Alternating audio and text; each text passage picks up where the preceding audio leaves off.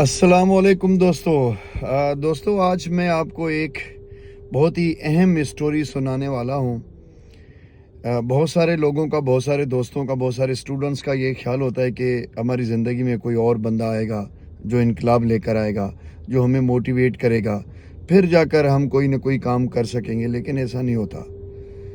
इस स्टोरी से आपको पता लगेगा कि कहानी कहाँ से शुरू होती है। कहा जाता है कि पुराने ज़माने के अंदर एक साइंटिस्ट, एक नौजवान साइंटिस्ट अपने गार्डन में गया। उसने देखा कि पत्तों के ऊपर कुछ बटरफ्लाई के कोकून्स थे। जो बटरफ्लाई होती है वो शेप चेंज करके अपने शेल में से बाहर निकल आती है।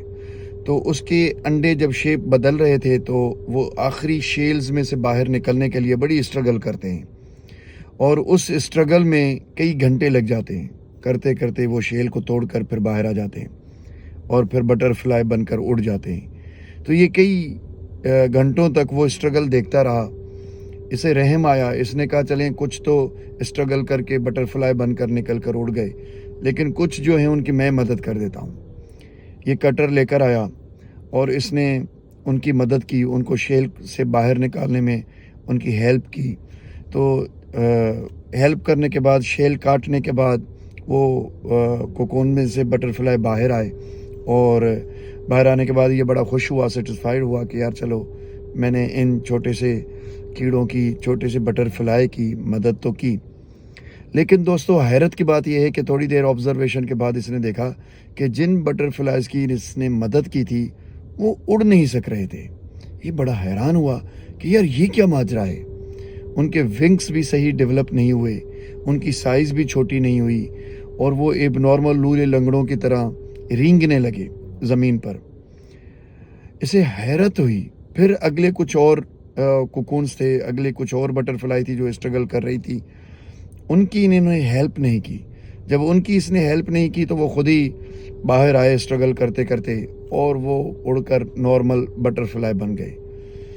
तो इससे ये अंदाज़ा हुआ, इसने सोचा कि यार ये जिनकी मैंने मदद की, एक्चुअली ये ख़ुद अंदर से स्ट्रगल करके, कोशिश करके, ट्राई करके, मेहनत करके जब बाहर आते हैं तो इनके विंग्स बड़े मज़बूत होते हैं और ये उड़ने के लायक बन जाते हैं, और फिर ये नॉर्मल होते हैं और उड़ जाते हैं। जिनकी मैंने मदद की, बाहर से जिनको मदद मिली, वो एब नॉर्मल हो गए, वो लूले लंगड़े हो गए, वो रेंगने लगी बटरफ्लाई। इसी तरह से दोस्तों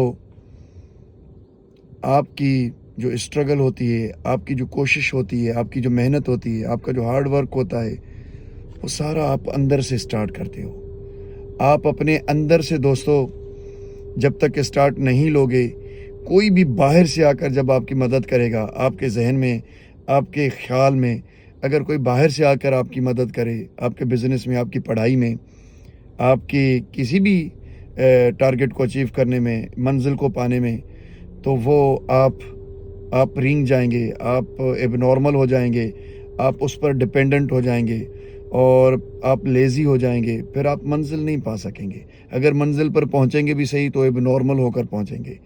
नॉर्मल अगर आपने पहुंचना है तो आपने अंदर से स्ट्रगल करनी है। मेहनत जो होती है ना, वो आपके अंदर से निकलती है। कोशिश, स्ट्रगल, जब तक आपके अंदर आपका मन नहीं चाहेगा, बाहर से कोई कितनी भी कोशिश कर ले, कितनी भी आपकी मदद कर ले, आप अपने टारगेट, अपनी मंजिल, अपने सक्सेस तक नहीं पहुंच सकते। तो आई होप सो कि आप इस इंतज़ार में नहीं होंगे कि खालिद जतोई की कोई स्टोरी आएगी तो आप उससे इंस्पायर होंगे, आप उससे मोटिवेट होंगे और आपकी ज़िंदगी में कोई तब्दीली आएगी। नहीं दोस्तों, आप अपनी तब्दीली अपने अंदर से स्टार्ट करो और अपनी मंजिल तक पहुंचो। फिर किसी स्टोरी में साथ होंगे। अल्लाह हाफ़िज़।